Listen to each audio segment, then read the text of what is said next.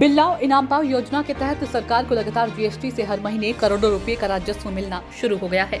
लोगों को भी लाखों रुपए के इनाम प्रत्येक महीने मिल रहे हैं। सरकार की इस योजना का जो मकसद था वह लगभग पूरा होता हुआ दिखाई दे रहा है। उत्तराखंड के कैबिनेट मंत्री प्रेमचंद अग्रवाल ने आज जीएसटी कार्यालय में आयोजित एक कार्यक्रम के दौरान ये जानकारी दी। उन्होंने बताया कि बिल्लाओ इनाम पाओ योजना इसलिए चलाई गई थी जिससे कि सरकार के राजस्व में बढ़ोतरी हो, लोग जीएसटी के प्रति जागरूक हो, कालाबाजारी पर रोक लगे। इस समय हर महीने करीब 1,500 लोग जीएसटी के तहत इनाम ले रहे हैं। दिसंबर महीने में 61 करोड़ के बिल जीएसटी की वेबसाइट पर लोगों ने अपलोड कर रहे हैं, जिसमें एक 13 साल का बच्चा भी इनाम लेने के लिए कार्यालय में पहुंचा है। इससे अंदाजा लगाया जा सकता है कि टैक्स चोरी को रोकने के लिए लोगों में अब जागरूकता आने लगी है। मंत्री प्रेमचंद अग्रवाल ने बताया कि हाल ही में 5 करोड़ का ऐसा माल भी अधिकारियों ने पकड़ा जो टैक्स चोरी करके लाया जा रहा था। 25 लाख का जीएसटी भी इस माल से मिलने वाला है। 4 लाख का जीएसटी अधिकारी वसूल कर चुके हैं। 21 लाख की जीएसटी अभी वसूल की जाएगी। मंत्री प्रेमचंद अग्रवाल ने बताया कि जो व्यापारी ईमानदारी से काम कर रहे हैं और जो कर्मचारी ईमानदारी से अपनी ड्यूटी कर रहे हैं, उनको पुरस्कृत करने की जिम्मेदारी उन्होंने अपने आयुक्त को दे दी है। जल्दी इसका भी परिणाम देखने को मिलेगा। आपसे बिल अपलोड कर रहे हो, क्या निकला? ठीक है, तो इस योजना का पता मुझे कुछ टाइम पहले ही चला है और मेरे को जो गिफ्ट मिला है वो फायरबोल्ट का ये ईयरपॉड्स मिले हैं जी। कितने बिल अपलोड किए आपने? मैंने अप्रॉक्स 20 के करीब बिल अपलोड किए हैं। तो ये लगातार आप जारी रखेंगे? जैसे आपको प्राइस निकला तो काफी खुशी औरों को बताएंगे?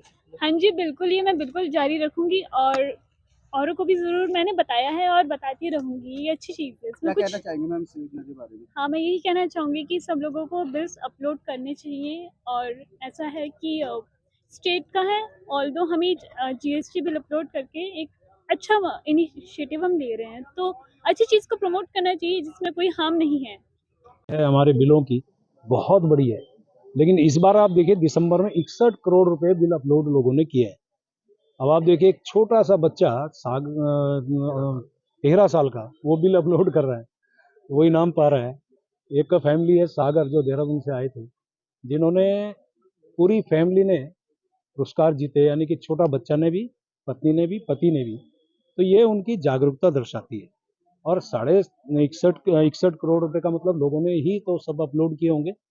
तो ये स्कीम वास्तव में हमारे लिए बहुत हितकर है। और जैसे मैंने कहा कि हमारे इस स्कीम से जहां जनता में जागरूकता बढ़ रही है, बिल पाने की जो हमारा भाव था, सरकार का भाव था, वो पूरा हो रहा है। हमें जीएसटी मिल रहा है।